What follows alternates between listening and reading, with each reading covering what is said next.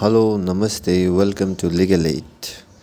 तो आज हम डिस्कस करने वाले हैं हमारा बेसिक राइट, जो कि फंडामेंटल राइट्स, जिसको बिल्स ऑफ राइट्स के नाम से भी जाना जाता है। हमारा देश का जो फंडामेंटल राइट्स है वो काफ़ी हद तक यूएस बेस से इंस्पायर है। जो फंडामेंटल राइट्स है ये आपको पता होना चाहिए। तो दोस्तों, फंडामेंटल राइट्स ऐसा अधिकार है जो आपसे कोई नहीं छीन सकता है, बल्कि ये आपको स्टेट एज ए गिफ्ट देता है। बिना फंडामेंटल राइट्स के आप एक क्वालिटी आदमी नहीं हो पाओगे। फंडामेंटल राइट जो है ये आपको आपका बेसिक अधिकार देता है। एक आदमी होने के नाते आपका बेसिक अधिकार जो होना चाहिए वो आपको देता है। अगर आपके पास कुछ करने का अधिकार ही नहीं रहेगा, एक आदमी होने के नाते एक आदमी का अधिकार ही नहीं रहेगा, तो आप कभी खुद को डेवलप नहीं कर पाओगे। तो ये आपका राइट्स को प्रोटेक्ट करता है और आपको आपका अधिकार, एक आदमी का अधिकार आपको दिलाता है। अगर आपका फंडामेंटल राइट्स वायलेट होता है तो आप डायरेक्टली सुप्रीम कोर्ट जा सकते हो। चलिए शुरू करते हैं हमारा पहला फंडामेंटल राइट, जो कि राइट टू इक्वालिटी। आर्टिकल 14 से लेकर 18 तक राइट टू इक्वालिटी को डील करता है। ये कहता है कि लॉ के आगे हर कोई आदमी, हर कोई पर्सन एक ही है, उसको एक जैसा ही ट्रीट किया जाएगा।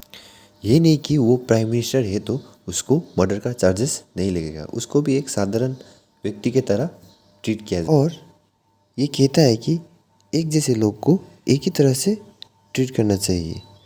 मतलब एक 4 साल के बच्चे को और एक 20 साल के आदमी को आप इक्वली ट्रीट नहीं कर पाओगे। तो आते हैं दूसरे फंडामेंटल राइट्स पे, राइट टू फ्रीडम।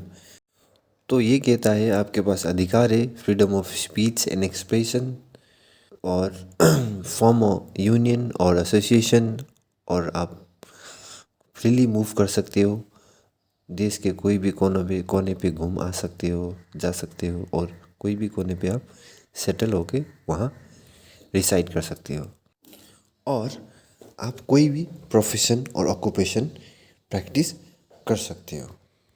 तो दोस्तों, अब आते हैं तीसरा फंडामेंटल राइट्स पे, जो कि है राइट्स अगेंस्ट एक्सप्लॉइटेशन। तो दोस्तों, पहले क्या होता था कि जो अपर क्लास सोसाइटी में, जो अपर क्लास है वो हमेशा से लोअर क्लास को डोमिनेट करते थे।